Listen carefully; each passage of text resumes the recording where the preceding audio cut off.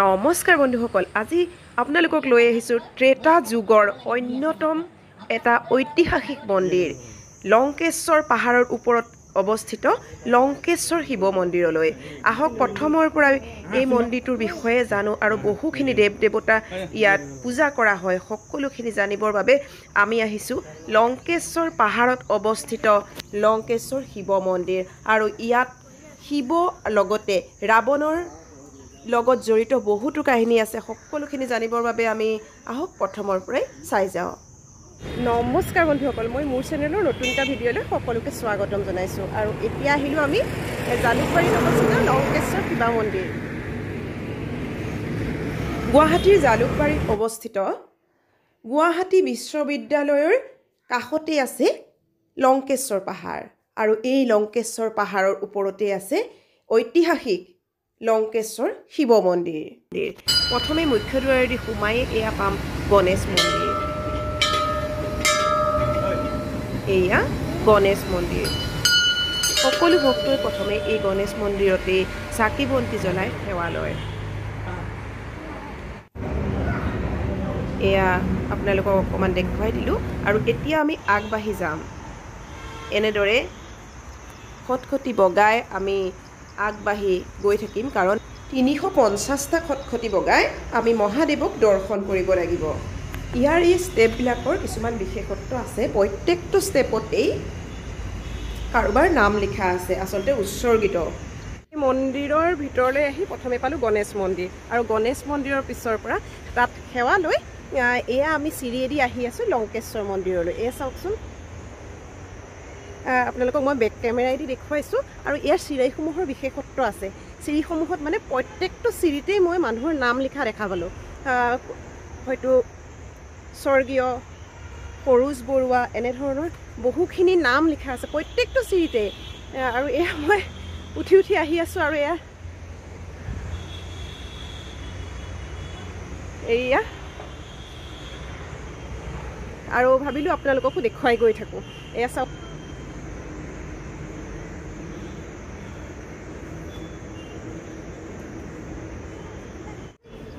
আৰু এতিয়া আহি পালোঁ শনি মন্দিৰ। গণেশ মন্দিৰৰ পিছত কিছু খটখটি পাৰ হৈ আহি পালোঁ এয়া শনি দেৱতাৰ মন্দিৰ। শনি মন্দিৰটো খুব সুন্দৰ। এয়া মই আপোনালোকক ইয়াৰ পৰিৱেশটো কিছু দেখুৱাবলৈ চেষ্টা কৰিছোঁ। এয়া হৈছে শনি মন্দিৰ। আৰু ইয়াৰ প্ৰাকৃতিক সৌন্দৰ্য ইমানেই সুন্দৰ, আপোনাৰ মন প্ৰাণ ভাল লাগি যায়। এইয়া শনি মন্দিৰ।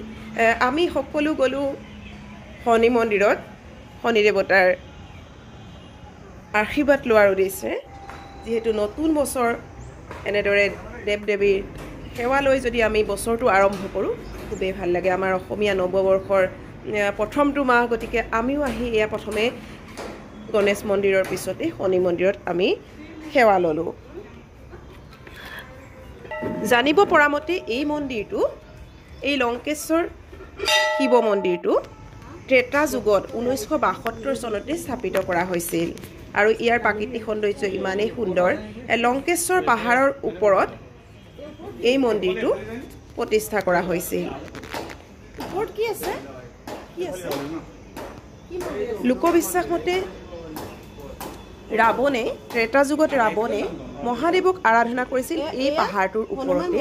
আৰু মহাদেৱ শিৱই তেওঁৰ ওপৰত সন্তুষ্ট হৈছিল। সন্তুষ্ট হৈ বৰ দিছিলে যে এই পাহাৰৰ এই ঠাইতে মোৰ পূজা হ'ব, লগতে মোৰ নামৰ লগত তোমাৰ নামটো সংলগ্ন থাকিব। সেইকাৰণেই এই মন্দিৰটোৰ নাম লংকেশ্বৰ শিৱ মন্দিৰ ৰখা হ'ল। আৰু ই এক পৰ্যটনৰ আকৰ্ষণস্থলী। এক পৰ্যটন ক্ষেত্ৰ হিচাপে বৰ্তমান বিবেচিত হোৱা এই মন্দিৰটোৰ প্ৰাকৃতিক সৌন্দৰ্য খুবেই মনোৰম। এয়া শনি মন্দিৰৰ পিছতে আছে এটা হনুমান মন্দিৰ। হনুমান মন্দিৰটোৰ ওপৰলৈ যাবলৈ আমি এনেদৰে উঠি আহিছোঁ। এতিয়া পাম এটা হনুমান মন্দিৰ। খুবেই সুন্দৰকৈ জিলিকি আছে হনুমান বাবাৰ মূৰ্তিটো। এয়া আমি ওপৰলৈ উঠি আহিলোঁ বাবাৰ দৰ্শনৰ বাবে। আৰু ইয়াৰ মূৰ্তিসমূহ খুব সুন্দৰকৈ সজাই ৰাখিছিল। ইয়াৰ মানে সম্পূৰ্ণ বেৰখনতে এনেকৈ দেৱ দেৱীৰ মূৰ্তিসমূহ খুব সুন্দৰকৈ সজ্জিত কৰি ৰাখিছিল আৰু প্ৰত্যেকটো মূৰ্তিয়ে একেবাৰে জীৱন্ত ৰূপ পাইছিল খুবেই ভাল লগা এটা মন্দিৰ খুব ভাল লাগিল এয়া মই দেখা পাইছে নিশ্চয়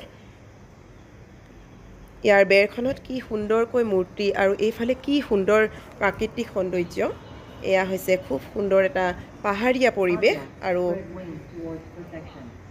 এইয়া এইফালে আছে আৰু এইয়া আছে ওপৰলৈ আছে হনুমান বাবা গতিকে এইখিনি উপভোগ কৰি আমি আকৌ এটা চিৰি বগাই এয়া আহিলোঁ হনুমান বাবাৰ দৰ্শনৰ বাবে খুব সুন্দৰকৈ সজ্জিত আছে আৰু এয়া এজন পুৰোহিতে ইয়াত পূজা কৰি আছে আৰু সকলোকে আশীৰ্বাদ দিছে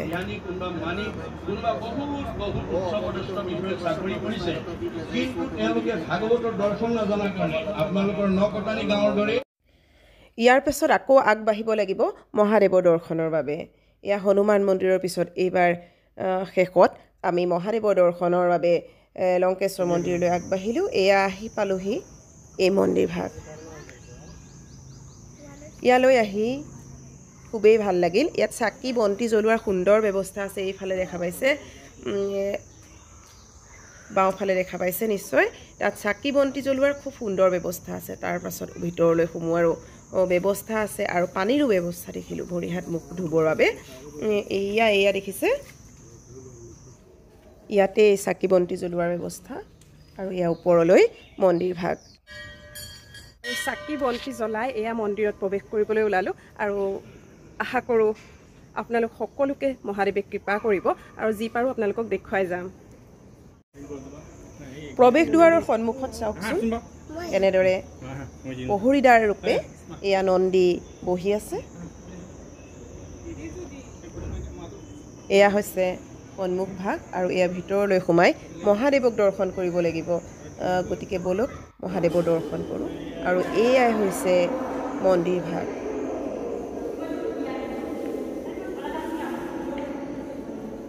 খুব এটা শান্ত পৰিৱেশ খুব ভাল লগা এটা শান্ত পৰিৱেশ এয়া হৈছে মহাদেৱ ইয়াতে মহাদেৱ বিৰাজমান আৰু এয়া দেখিছে ডাঙৰ এটা শিলত মহাদেৱ স্থিত হৈ আছে আৰু এটা সম্পূৰ্ণ জাগ্ৰত মন্দিৰ ইয়ালৈ আহিলে সকলোৰে মনৰ কামনা পূৰণ হয় বুলি বিশ্বাস আছে সেয়ে 300 চিৰি বগায়ো ভক্তসকল ইয়ালৈ আহিছে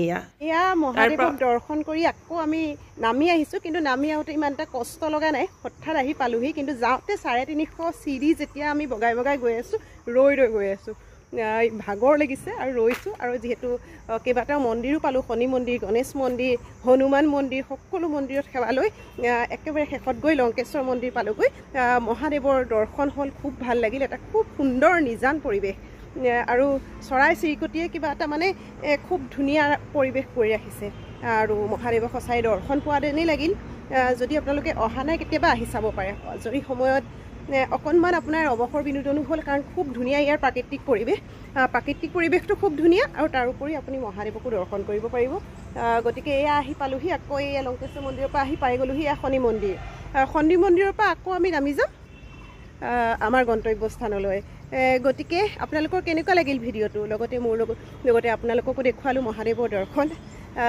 যদি ভাল লাগিলে তেনেহ'লে এটা লাইক কৰি দিব আৰু ভিডিঅ'টো শ্বেয়াৰ কৰি দিব কাৰণ অসমৰ চুকে কোণে থকা এই স্থানসমূহ সদায় প্ৰচাৰ হ'ব লাগে আৰু সকলোৱে জানিব লাগে আমিও আগতে অহা নাছিলোঁ এইবাৰ প্ৰথম আহিলোঁ সেইকাৰণে আপোনালোকক ভিডিঅ' কৰি দেখুৱালোঁ যাতে আপোনালোকেও জানক যদি কোনোবাই জনা নাই সকলোৱে যিহেতু জানিব লাগে আমাৰ অসমখনক ভালদৰে চিনি পাব লাগে আৰু আমাৰ এই তীৰ্থস্থানসমূহ দৰ্শন কৰাৰ সুযোগ সকলোৱে পাব লাগে গতিকে আপোনালোকে শ্বেয়াৰ কৰি দিব ভিডিঅ'টো এটা লাইক কৰিব আৰু মহাদেৱৰ কৃপা সকলোৱে প্ৰাপ্ত হওক তাৰে কামনা কৰিলোঁ এতিয়ালৈ আহোঁ বহুত ধন্যবাদ আমি গৈ আছোঁ বেছি সময় আৰু নাই কিছু সময়ৰ পিছত আমি সেই ৰাস্তাটো আপোনাৰ দেখিছে গৈ পামগৈ এয়া আহি আছোঁ আৰু সেইকাৰণে কেমেৰাটো লৰিও আছে বাৰু এতিয়ালৈ আহোঁ বহুত ধন্যবাদ পুনৰবাৰ আপোনালোক সকলোৰে মংগল হওক তাৰে কামনা কৰিলোঁ